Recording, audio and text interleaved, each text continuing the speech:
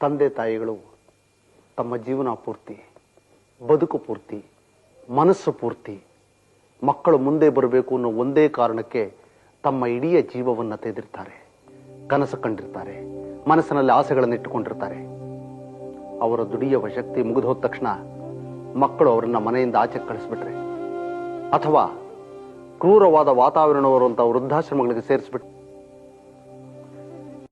ಎಲ್ಲಾ ಮಕ್ಕಳು ಹೀಗೆ ತಂದೆ ತಾಯಿನ ವೃದ್ಧಾಶ್ರಮಕ್ಕೆ ಕಳಿಸ್ಬಿಡ್ತಾರೆ ಅಂತ ನಾನು ಹೇಳೋದಿಲ್ಲ. ಅವರ 100ರಲ್ಲಿ 90 ಜನ ಮಕ್ಕಳು ವೃದ್ಧಾಶ್ರಮಕ್ಕೆ ಕಳಿಸೋದಿಲ್ಲ, ತಂದೆ ತಾಯಿ ನೋಡ್ಕೊಳ್ತಾರೆ. 100ಕ್ಕೆ 10ರಷ್ಟು ಜನ ಮಾತ್ರ ಹೀಗೆ ವೃದ್ಧಾಶ್ರಮಕ್ಕೆ ಅಲ್ಲಿ ಇಲ್ಲಿ ತಳ್ಳಿ ಬಿಡ್ತಾರೆ. ಮುಂಚೆ ಹಿಂದಿನ ಕಾಲದಲ್ಲಿ 100ಕ್ಕೆ 1% ಜನ ಮಾತ್ರ ತಂದೆ ತಾಯಿನ ವೃದ್ಧಾಶ್ರಮಕ್ಕೆ ಕಳಿಸ್ತಾ ಇದ್ರು. ಈಗ 10% ಜನ ಕಳಿಸ್ತಾರೆ. ಇನ್ನು ಮಿಕ್ಕಿದ 90% ಜನ ಅವರು ಪ್ರೀತಿಯಿಂದ ತಂದೆ ತಾಯಿ ನೋಡ್ಕೊಳ್ಳಲ್ಲ, ಕರ್ತವ್ಯ ಅಂತ ನೋಡ್ಕೊಳ್ತಾರೆ, ಡ್ಯೂಟಿ ಅಂತ ನೋಡ್ಕೊಳ್ತಾರೆ. ಇದು ತಂದೆ ತಾಯಿಗಳ ಮನಸ್ಸನ್ನ ನೋಯಿಸುತ್ತೆ. ಸಮಾಜ ದಿನೇ ದಿನೇ ಕ್ರೌರ್ಯವನ್ನು ಪಡ್ಕೊಳ್ತಾ ಇದೆ. ಇಂತಹ ಸಮಾಜದಲ್ಲಿ ವೃದ್ಧರಾದ ತಂದೆ ತಾಯಿಗಳಿಗೆ ಹೆಚ್ಚಿನ ಸಾಂತ್ವನ ಬೇಕು. ವೃದ್ಧಾಶ್ರಮಕ್ಕೆ ತಳ್ಳಿಬಿಡುವಂತಹ ಮಕ್ಕಳ ಕ್ರೂರ ಮನಸ್ಸಲ್ಲ ಇದು ಮಕ್ಕಳ ತಪ್ಪಲ್ಲ, ಪ್ರಕೃತಿಯ ನಿಯಮನೇ ಹಾಗೆ. ಚಿಗುರಿನ ಬಗ್ಗೆ ಸಂಭ್ರಮ ಇರುತ್ತೆ, ಉದುರುವ ಎಲೆಗಳ ಬಗ್ಗೆ ತಾತ್ಸಾರ ಇರುತ್ತೆ. ಬೆಳೆಯೋ ಪೈರಿಗೆ ಆರೈಕೆ ಅವಶ್ಯಕತೆ ಇದೆ. ಹಾಗಂತ ಬೆಳೆದು ಮುಗಿದ ಮರನ ಕಡಿದು ಹಾಕ್ಬಿಡ್ಬೇಕು ಅಂತ ಇಲ್ಲ ಅಲ್ವಾ? ಪ್ರತಿಯೊಂದು ಜೀವಿಯು, ಪ್ರತಿಯೊಂದು ಜೀವವು ಸಾಯುತ್ತೆ. ವರ್ತಮಾನ ಕಾಲ, ಭವಿಷ್ಯತ್ ಕಾಲ ಕೆಲವೇ ನಿಮಿಷಗಳಾಗೋದ್ರೊಳಗಾಗಿ ಭೂತಕಾಲ ಆಗಿಬಿಡುತ್ತೆ.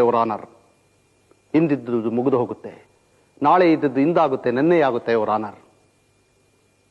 ನಮ್ಮ ಮನೆಯ ಪಕ್ಕ ಒಬ್ಬ ಮೇಷ್ಟಿದ್ರು, ಅವ್ರು ಹೇಳ್ತಾ ಇದ್ರು, ದಿನಮಪಿ ರಜನಿ ಸಾಯಂ ಪ್ರಾತಃ ಶಿಶಿರ ವಸಂತೌ ಪುನರಾಯಾತಃ ಕಾಲ ಕ್ರೀಡತೆ ಗಚ್ಚತ್ಯಾಯು ತದಪಿನ ಮುಂಚತ್ಯಾಶಾ ವಾಯು ಅಂತ. ದಿನವಾದ ಮೇಲೆ ಹಗಲಾದ ಮೇಲೆ ರಾತ್ರಿ ಆಗುತ್ತೆ, ರಾತ್ರಿ ಆದ್ಮೇಲೆ ಹಗಲಾಗುತ್ತೆ, ಶಿಶಿರವಾದ ಮೇಲೆ ವಸಂತ ಋತು ಬರುತ್ತೆ, ದಿನಗಳು ಉರುಳು ಹೋಗುತ್ತೆ, ಕಾಲ ಕ್ರೀಡೆಯನ್ನಾಡುತ್ತಾ ತನ್ನ ಕಾಲವನ್ನು ಮುಗಿಸಿಬಿಡುತ್ತೆ, ಕಾಲನ ರಥ ನಿರ್ದಯವಾಗಿ ಹೊರಟು ಹೋಗುತ್ತೆ.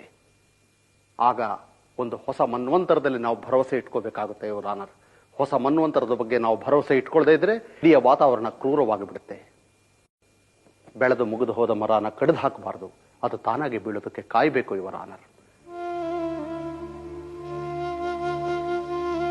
ತಂದೆ ತಾಯಿಗಳು ಮಕ್ಕಳನ್ನು ನೋಡ್ಕೊಳ್ಳುವಷ್ಟು ಪ್ರೀತಿಯಿಂದ ಮಕ್ಕಳು ತಂದೆ ತಾಯಿಗಳನ್ನು ನೋಡ್ಕೊಳ್ಳೋಕೆ ಆಗೋದಿಲ್ಲ. ಇದು ಮಕ್ಕಳ ತಪ್ಪಲ್ಲ, ಪ್ರಕೃತಿ ಸಹಜವಾದ ಧರ್ಮ. ಚೈತ್ರದಲ್ಲಿ ಉದುರನ ಬಗ್ಗೆ ಸಂಭ್ರಮ ಇರೋಗೆ ಮಾಗಿಯಲ್ಲಿ ಉದುರಿದ ಎಲೆಗಳ ಬಗ್ಗೆ ಸಂಭ್ರಮ ಇರೋಕ್ಕಾಗಲ್ಲ. ಚಿಗುರಿನ ಸಂಭ್ರಮವೇ ಬೇರೆ, ಉದುರಿದ ಎಲೆಗಳ ಬಗ್ಗೆ ಇರೋ ತಿರಸ್ಕಾರವೇ ಬೇರೆ. ಹಾಗಾಗಿ ತಂದೆ ತಾಯಿಗಳ ಬಗ್ಗೆ ಪ್ರೀತಿ ಕಡಿಮೆ ಇರೋದು ಸಹಜ. ಹಾಗಂತ ತಂದೆ ತಾಯಿಗಳನ್ನ ಬೀದಿಗೆ ತಳ್ಳಿಬಿಡಬಾರದು. ಒಂದು ಗಾದೆ, ಪಿತೃಶೋಕ ಕ್ಷಣಿಕ, ಪುತ್ರಶೋಕ ನಿರಂತರ.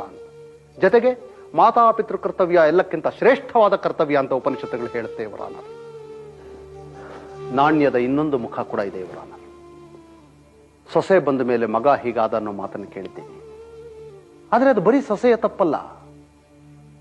ವಯಸ್ಸಾಗ್ತಾ ಇರೋರು ಇವತ್ತಿನ ಕಾಲದ ವೇಗವನ್ನು ಅರ್ಥ ಮಾಡ್ಕೋಬೇಕಾಗಿದೆ. ಕಾಲ ತನ್ನ ಬಣ್ಣವನ್ನು ಬದಲಾಯಿಸ್ತಾ ಹೋಗುತ್ತೆ. ಕಾಲ ತನ್ನ ಕಾಮನ ಬಿಲ್ಲಿನ ಬಣ್ಣಗಳನ್ನು ಪ್ರತಿ ನಿಮಿಷದಲ್ಲೂ ಬದಲಾಯಿಸ್ತಾ ಹೋಗುತ್ತೆ. ಆ ಬದಲಾದ ಬಣ್ಣಗಳ ವಿವಿಧ ಬಗೆಗಳನ್ನ, ವಿವಿಧ ಶಾಖಗಳನ್ನ ಎಲ್ಲರೂ ಅರ್ಥ ಮಾಡ್ಕೋಬೇಕಾಗುತ್ತೆ. ಇಲ್ಲದೇ ಇದ್ದರೆ ಇಂಥ ದ್ವಂದ್ವಕ್ಕೆ ಬೀಳ್ತೇವೆ. ಇವತ್ತು ಬೆಳೆಯುತ್ತಾ ಇರುವ ಹುಡುಗರ ಮನಸ್ಸಿನ ಸ್ಥಿತಿ ಏನು, ಅವರ ಗತಿ ಏನು, ಯಾವುದನ್ನು ಆಸೆ ಪಡ್ತಾರೆ, ಇದನ್ನೆಲ್ಲ ತಂದೆ ತಾಯಿಗಳು ಯೋಚನೆ ಮಾಡಬೇಕಾಗುತ್ತೆ. ಸೊಸೆ ಬಂದ ಮೇಲೆ ತನ್ನ ಆಧಿಪತ್ಯದಿಂದ ಮಗ ಇನ್ನೊಂದು ಹೆಣ್ಣಿನ ಆಧಿಪತ್ಯಕ್ಕೆ ಹೊರಟೋಗ್ತಾನೆ ಅನ್ನೋದು ತಾಯಿಯ ದೊಡ್ಡ ಕೊರಗಾಗುತ್ತೆ. ಈ ಕೊರಗನ್ನು ನಿವಾರಿಸ್ಕೋಬೇಕಾಗುತ್ತೆ.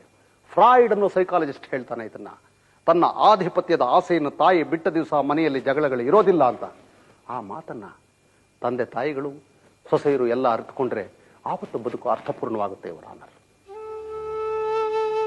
ತಿಂಗಳಿಗೆ 6,500 ರೂಪಾಯಿ ಕಾರಿನ ಇನ್ಸ್ಟಾಲ್ಮೆಂಟ್ ಕಟ್ತಾರೆ. ಬೇರೆ ಬೇರೆ ಇನ್ಸ್ಟಾಲ್ಮೆಂಟ್ಗಳಂತ 3,500 ರೂಪಾಯಿ ಕಟ್ತಾರೆ. ಜೀವಮಾನದುದ್ದಕ್ಕೂ ತಮ್ಮ ಸಂತೋಷಕ್ಕೆ ದುಡಿದ ತಂದೆ ತಾಯಿಗಳಿಗೆ ತಿಂಗಳಿಗೆ 3,000 ರಿಂದ 4,000 ರೂಪಾಯಿ ಖರ್ಚು ಮಾಡೋದಕ್ಕಾಗೋದಿಲ್ವಾ? ಇನ್ನೊಬ್ಬ ಮಗ ಆಲ್ಪ್ಸ್ ಇಂಟರ್ನ್ಯಾಷನಲ್ ಸ್ಕೂಲಲ್ಲಿ ಮಗಳನ್ನ ಓದಿಸೋದಕ್ಕೋಸ್ಕರ ತಿಂಗಳಿಗೆ $2,000 ಖರ್ಚು ಮಾಡ್ತಾನೆ. ಅಂದ್ರೆ 1 ಲಕ್ಷ ರೂಪಾಯಿ. ತಂದೆ ತಾಯಿಗಳ ಮೇಲೆ 2,000 ರೂಪಾಯಿ ಖರ್ಚು ಮಾಡೋಕ್ಕಾಗೋದಿಲ್ಲ. ತಾಯಿನ ಅಮೆರಿಕಾದಲ್ಲಿ ಬಾಣಂತನಕ್ಕೆ ಅಂತ ಕರೆಸ್ಕೊಳ್ತಾರೆ. ಯಾಕೆ? ಜವಾನರು ಸಿಗೋದಿಲ್ಲ ಅಮೆರಿಕಾದಲ್ಲಿ. ಭಾರತದ ತಾಯಿ ಅಲ್ಲಿ ಜವಾನಿಯಾಗಿ ಹೋಗ್ಬೇಕು. ಆಗ ತಾಯಿ ಬೇಕು, ಈಗ ಸಾಕೋದಕ್ಕೆ ತಾಯಿ ಬೇಡ ಯುವರ್ ಆನರ್. ಕತ್ತಲು ತುಂಬಿದ ತಮ್ಮ ಹೃದಯದಲ್ಲಿ ಆತ್ಮಸಾಕ್ಷಿಯನ್ನು ಬೆಳಕನ್ನ ಚೆಲ್ಲಿ ಮಕ್ಕಳು ನೋಡ್ಕೋಬೇಕು ಯುವರ್ ಆನರ್. ಇಷ್ಟು ದಿವಸ ತಾವು ತಂದೆ ತಾಯಿಗಳ ಬಗ್ಗೆ ಮಾಡಿದ್ದು ಸರಿನಾ ತಪ್ಪ ಅಂತ ನಾನಿವತ್ತಿ ಕೋರ್ಟನ್ನು ಕೇಳೋದಿಷ್ಟೇ ಯುವರ್ ಆನರ್. ಈ ವಾದ ವಿವಾದಗಳಿಂದ ಆಚೆ, ಕಾನೂನಿನ ಪ್ರಶ್ನೆಗಳಿಂದ ಆಚೆ ಒಂದು ಅಂತಃಸಾಕ್ಷಿ ಮಕ್ಕಳ ಮನಸ್ಸನ್ನ ಮುಟ್ಟಿದರೆ ಸಾಕು.